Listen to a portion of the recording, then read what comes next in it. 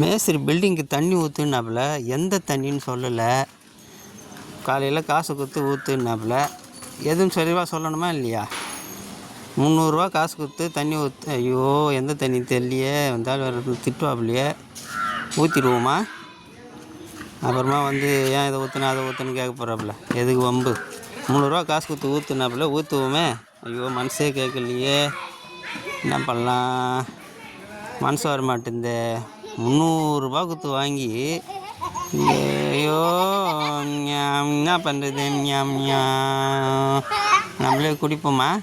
அப்புறம் ஊற்றி அசின்னு போய் சொல்லிடலாம். ஐயோ, வேணாம், இந்த ஆகிட்ட எதுக்கு வம்பு? தேவையில்லாத பேசுவாப்புல.